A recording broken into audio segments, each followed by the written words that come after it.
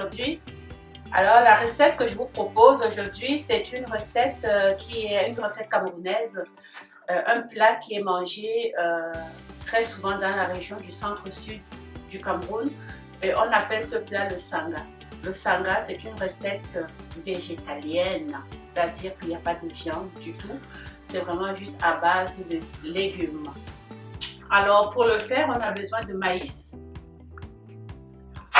des épinards. Donc, au Cameroun, les gens vont utiliser les légumes du village, comme les Bamileke l'appellent. Mais ici au Canada, pour remplacer, à défaut des légumes du village, vous pouvez les remplacer par les épinards. Donc voilà les épinards. Vous essayez le plus possible de prendre, si vous prenez, de prendre la moitié. Hein, c'est-à-dire, si vous prenez 200 g de maïs, vous prenez 100 g d'épinards. Et puis l'huile de palme. Alors, il y en a qui vont mettre beaucoup d'huile de palme, ça dépend de tout un chacun. Alors, j'essaye le plus possible de limiter la consommation d'huile de palme. Alors, voilà. Et puis, on utilise l'écorce, hein, ce que les Bamileke ont appelé ça le crop.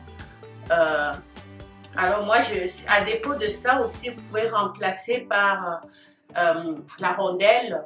Alors, vous pouvez remplacer par la rondelle. Du sel et de l'eau. Vraiment, c'est une recette très simple, mais qui va prendre du temps, par exemple. Donc, une fois que c'est tout mélangé, c'est mis dans la casserole, ça peut prendre 1 heure à 1h30. Ok? Parce qu'il faut garder, il faut que ça s'épaississe à la suite. Donc, sans plus tarder, on procède donc à la mise en casserole des ingrédients.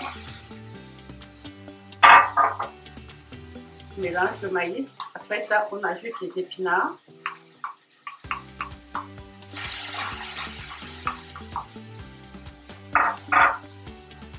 Je mets de l'eau, hein.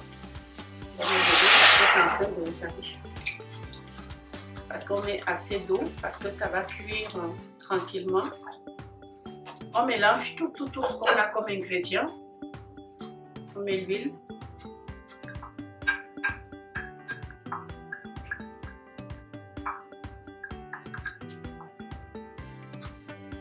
Voilà. On met du sel. Donc, du sel. Et puis, vous mettez ça dedans, dans cette épice-là que vous mettez. Et comme je l'ai dit, à défaut, vous mettez le truc et on va cuire.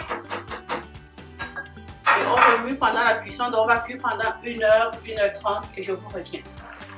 Donc, pendant la cuisson, il faut surveiller, hein, il faut tourner, comme vous voyez.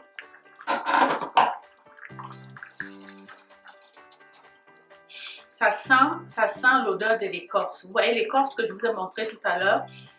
C'est vraiment, c'est une odeur spécifique, typique de cette recette. Et puis pour ceux qui se demandent où se trouve le Cameroun, où se trouve la région du centre-sud au Cameroun, hein. Ça c'est la carte du Cameroun. Quand vous avez la carte de la région du centre ici, donc quand vous entendez parler de Yaoundé, ça c'est dans ce secteur là. Et puis Ebolova, le centre-sud, le sud c'est plus bas, le centre c'est là, le sud c'est ici. Donc c'est dans cette région que ce mets, la recette d'aujourd'hui provient de cette région du Cameroun. On revient dans 30 minutes, hein, on est à mi-cuisson. Donc dans 30 minutes, donc, on va passer à la dégustation de notre plat. Et puis je vous dis, il y a une astuce pour bien déguster ce plat. Vous allez le voir. Voilà, on est à la fin de la recette. Donc voilà, notre sanga.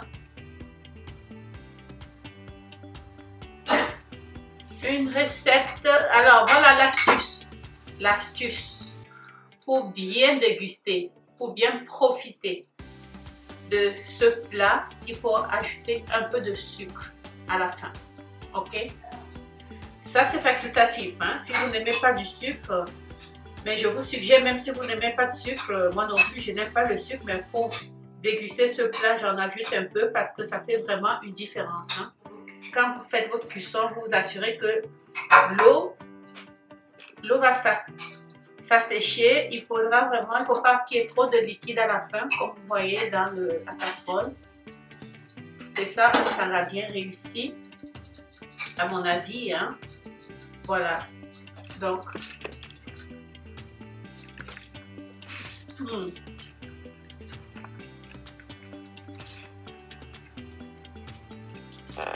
je sais qu'au Cameroun, pour préparer cette recette, on va acheter le maïs frais qu'on va égrener.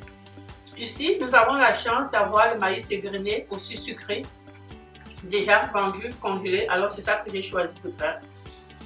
Sinon, il faut attendre l'été. C'est vraiment sensationnel. Merci. Abonnez-vous. Partagez mes recettes. Likez. N'oubliez pas, hein, vous cliquez sur la cloche dans votre abonnement pour pouvoir recevoir toutes mes notifications. Surtout que dorénavant, j'ai une première. Hein. Toutes mes vidéos sont annoncées en première à tous ceux qui ont cliqué sur la petite cloche.